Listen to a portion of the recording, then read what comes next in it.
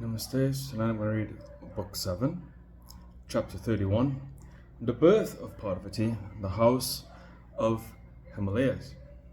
Om Vakratuna Mahakaya Surya Kutisa.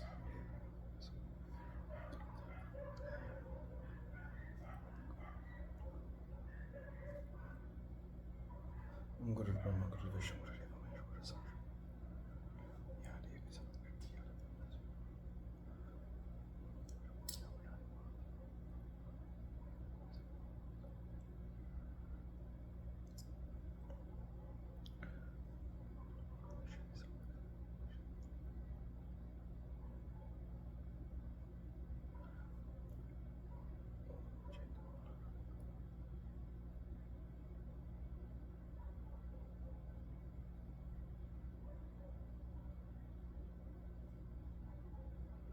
Yom Tatsat. Janamajaya said, O Muni, you told before that the highest light took her birth on the top of the Himalayas. Now describe to me in detail about the highest light. What intelligent man can desist from hearing these nectar-like words about the Shakti? The danger of death may come even to the devas that drink nectars, but no such danger can possibly come to those that drink the nectar of the Devi's glorious deeds. Vyasa said, O king, you are blessed, you have attained what you are to attain in this life. You are taught by the high-souled man. You are fortunate since you are so sincerely devoted to the Devi. O king, hear the ancient history. Wherever the Deva of the Devas, the Maheshvara, rested, while he was wandering all over the world in a distracted state, carrying the Sati's body, that as burnt by fire. He spent his time there with his senses controlled, in samadhi, forgetting all his knowledge of samsara, in deep meditation of the form of the Devi. At this time, the three worlds, with their objects moving and immoving, with their oceans, mountains, and islands, became void of prosperity and power. The hearts of all the embodied beings became dried up without any trace of joy. They were all burdened with anxious thoughts and remained indifferent. All were merged in the ocean of sorrows and became deceased. Planets retrograded, and the devas had their states reversed. The kings were attacked with a series of ills and misfortunes. Adhi Bhantik and Adhi Devik, from material causes and from divine interference. At this time, a great asura named Taraka became unconquerable owing to his receiving a boon from Brahma. Being intoxicated by his power and heroism, he conquered the three worlds and became the sovereign ruler. The Brahma Prajapati gave him boon to this effect that the legitimate son of Shiva would be able to kill him. And as at that time Shiva had no son, the great asura, elated with joy, became infatuated and carried off all victories. All the devas were felt by them of a son of Shiva. Shankara had no wife. Shankara has now no wife. How can he then have a son? We are very unfortunate. How can our work be accomplished? Thus, oppressed with thoughts, all the devas went to Vaikuntha and informed the Bhagavan Vishnu of all that had happened. In privacy, the Bhagavan Vishnu began to tell them the means. Thus, O devas, why are you all so anxious when the auspicious goddess of the universe, the dweller in the Manidvipa, the yielder of all desires, like a kalpa vriksha, is always wakeful for you? It is due to your faults that she is showing her indifference. It is meant to teach us, not for our destruction, but to show her infinite mercy. When a mother nourishes and frightens and reprimands a son, it is not that she has become merciless. So the world mother, the controller of the universe, will never be merciless to you as regards your qualifications and defects. A son commits offense at every step. Who can bear that in these three worlds except the mother? So soon take refuge to the highest mother, the goddess of the universe. With the sincerest devotion, she will certainly take action and help your cause, thus ordering the Devas. Vishnu, with his consort Lakshmi and other Devas, quickly went out to worship the Devi. Going to the Himalayas, they soon engaged themselves in doing the Purascharana Karma, act on repeating the names of the deity, attended with burnt oblations and offerings, etc. O king, those who were well versed with the performance of sacrifice to the mother began their sacrificial ceremonies, and all began to hold vows, viz. Tritiyadi Vratani. Some were engaged in incessantly meditating on the Devi. Some began to repeat her names constantly. Some began to repeat the Devi Sukta. Thus, some devoted themselves to repeating names, others to repeating mantrams. Again, some were engaged in performing severe, painful Chandrayana and other vratas. Some were doing antarayagas, inner sacrifices. Some were doing pranagnihotra yagnas, whereas others engaged themselves in nyasadi, etc. Some began to worship the higher Shakti, the goddess of the universe, without any sleep or rest, by the seed mantra of Maya. O king, thus many years of the Devas passed away. When the 9th Tithi came in the month of Chaitra, on Friday, the highest light of the Supreme Force suddenly appeared in front of them. That light was equal to Koti lightnings of a red color and cool like the Koti moons. Again, the lustre was like the Koti suns. The 4 Vedas personified were chanting hymns all round her. That mass of fire was above, below, on all sides, in the middle, nowhere it was obstructed. It had no beginning, no end. It was of the form of a female with hands and feet and all the limbs. The appearance was not that of a male, nor that of an hermaphrodite. The Devas, dazzled by the brilliant lustre, first closed their eyes, but at the next moment, holding patience, when they opened again their eyes, they found the highest light manifesting in the form of an exceedingly beautiful divine woman. Her youth was just blooming, and her rising breast, plump and prominent, vying, as it were, with a lotus bud, added to the beauty all around. Bracelets were on her hands, armlets on her forearms, necklace on her neck, and the garland made of invaluable gems and jewels spread very bright lustre all around. Lovely ornaments on her waist making tinkling sounds, and beautiful anklets were on her feet. The hairs of her head flowing between her ears and cheek sparkled bright like the large black bees shining on the flower leaves of the blooming Ketaki flower.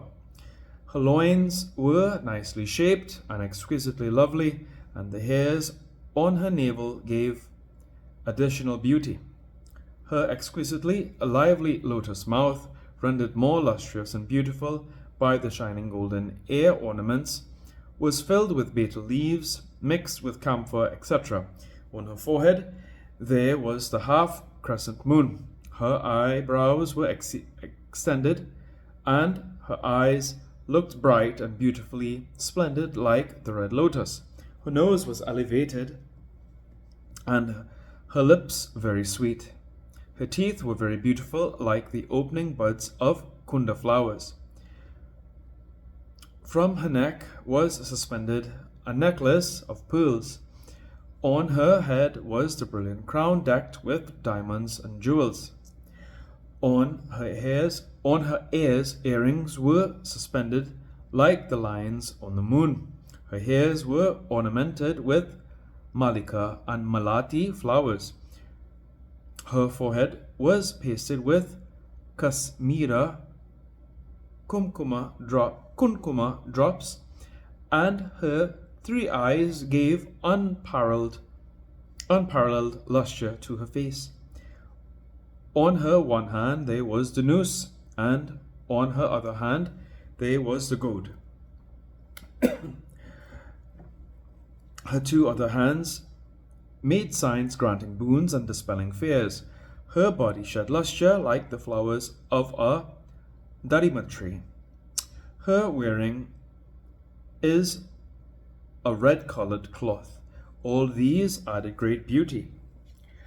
Thus the Devas saw before them the Mother Goddess, the incarnate of unpretended mercy, with a face ready to offer her grace, the Mother of the whole universe, the enchantress of all, sweet-smiling, saluted by all the Devas, yielding all desires and wearing a dress indicative of all lovely feelings. The Devas bowed. At once they saw her, but they could not speak with their voice, as it was choked with tears. Then, holding their patience with much difficulty, they began to praise and chant hymns to the World Mother, with their eyes filled with tears of love and devotion, and with their heads bent low.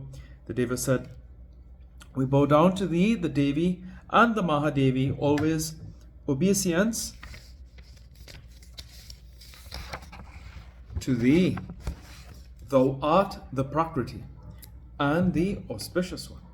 We will always salute to thee. O Mother, thou art a fairy color, residing as a red flame in the heart of a yogi, and burning with asceticism and wisdom, shedding lustre all around. Thou art specially shining everywhere as the pure Chaitanya, worshipped by the Devas and all the Jivas. For the rewards of their actions, we take refuge to thee. The Durga, the Devi, we bow down to thee, that can we make others cross the ocean of samsara, so that thou helpest us in crossing this terrible ocean of world. Mother, the Devas have created the world, the Devas have created the words, i.e., the words conveying ideals are uttered by the 5 Vayus, Prana, etc., which are called the Devas, which are of the nature of Visvarupa, pervading everywhere like the Kama Dhenu, the heavenly cow, yielding all desires, riches, honor, food, etc., and by which the brutes, the gods, become egotistical. O Mother, thou art that language to us, so thou fulfillest our desires when we praise and chant hymns to thee. O Devi, thou art the night of destruction at the end of the world. Thou art worshipped by Brahma. Thou art the Lakshmi, the Shakti of Vishnu. Thou art the mother of Skanda, the Shakti of Shiva. Thou art the Shakti Saraswati of Brahma. Thou art Aditi, the mother of the gods, and thou art Sati, the daughter of Daksha. Thus thou art purifying the worlds in various forms and giving peace to all. We bow down to thee. We know thee to be the great Mahalakshmi. We meditate on thee as of the nature of all the Shaktis, as Bhagavati. O Mother,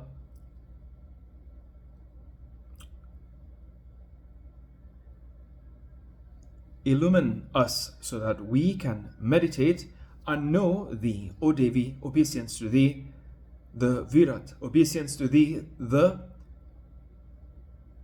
Sutratma, the Hiranyagarbha, obeisance to thee, the transformed into 16 Vikritis or transformations, obeisance to thee, of the nature of Brahma. We bow down with great devotion to thee, the goddess of the universe, the creatrix of Mayak Avidya, the nescience under whose influence this world is mistaken as the rope, as a garland is mistaken for a rope, and again That mistake is corrected by whose vidya we bow down to thee, who art indicated by both the letters tat, tat and twam in the sentence Tattvamasi, thou art that. That tat indicating the chit, intelligence, of the nature of oneness, and twam indicating the nature of akhanda Brahma, beyond the Annamaya, Pranamaya, Manomaya, Vijnanamaya, and the Anandamaya, the five koshas, the witness of the three states of wakefulness, dream, deep sleep states, and indicating thee, O Mother, thou art of the nature of Pranava Om, thou art Hrim, thou art of the nature of various mantras, and thou art merciful. We bow down again and again to thy lotus feet. When the Devas thus praise the Devi, the indweller of the Mani Dvipa, the Bhagavati spoke to them in a sweet cuckoo voice. O Devas, what for have you come here? What do you want? I am always the three, yielding all desires to my bhaktas, and I am ready to grant boons to them. You are my devotees. Why do you care when I am on your side? I will rescue you from the ocean of troubles. O Devas, know this as my true resolve. O King, hearing these words of deep love, the Devas became very glad and gave out all their causes of troubles. O Parameshwari, thou art omniscient and witness of all these worlds. What is there in the three worlds that is not known to thee? O auspicious mother, the demon Taraka is giving us troubles day and night. Brahma has given him boon that he will be killed by the Shiva's son. O Maheshwari Sati, the wife of Shiva, has cast aside her body. It is known to thee. What will the ignorant low people inform the one who is omnipresent? O Mother, we have described in brief all what we had to say. What more shall we say? Thou knowest all our other troubles and causes of sorrows. Bless us so that our devotion remains unflinched at thy lotus feet. This is our earnest prayer. That thou takest the body to have a son of Shiva is our fervent prayer to thee. Hearing the Deva's words, Parameshwari, with a graceful countenance, spoke to them thus. My Shakti will incarnate as Gauri in the house of Himalayas. She will be the wife of Shiva and will beget us a son that will destroy Taraka, demon, and will serve your purpose. And your devotion will remain steadfast at my lotus feet. Himalayas too is worshipping me with his wholehearted devotion, so to take birth in his house is to my greatest liking. Know this. Vyasa said, O king, hearing the kind words of the Devi, the king of mountains was filled with love, and with voice choked with feelings and with tears in his eyes spoke to the goddess of the world, the queen of the three worlds. Thou hast raised me much higher, that thou dost me so great a favor. Otherwise, where I am inert and unmoving, and where art thou of the nature of existence, intelligence and bliss, it manifests the greatest of thy glory. O sinless one, my becoming the father of thee indicates nothing less than the merits earned by me for doing countless Ashvamedha sacrifices, or for my endless samadhi. Oh, what a favor hast thou shown towards me! Henceforth my unparalleled fame will be spread throughout the whole universe of five original elements, that the upholder of the universe, the world mother, has become the daughter of the Himalayas. This man is blessed and fortunate. Who can be so fortunate, virtuous, and merited as he whose daughter she has become, whose belly contains millions of Brahmandas? I cannot describe what preeminent heavens are intended for my Pitris, my family predecessors, wherein virtuous persons like myself were born. O Mother, O Parameshwari, now describe to me the real self as exemplified in all the Vedantas, and also Jnana with Bhakti approved by the Vedas, in the same way that thou hast shown already this favor to me, so that by that knowledge I will be able to realize thyself. Read that again. So that by that knowledge I will be able to realize thyself. Vyasa said, O king, thus hearing the praise of Himalayas, the goddess of the universe, with a graceful look, began to speak the very secret essence of the Sutris. Here ends the 31st chapter of the 7th book on the birth of Parvati in the house of Himalayas in the Mahapuranam Srimad Devi Bhagavatam of 18,000 verses by Maharishi Ved Vyasa. Om. Jayanti Mangala Kali Bhadra Kali Kapalintuda Kashmashita Swaswa Masate. Om Mangale Mahakaleshi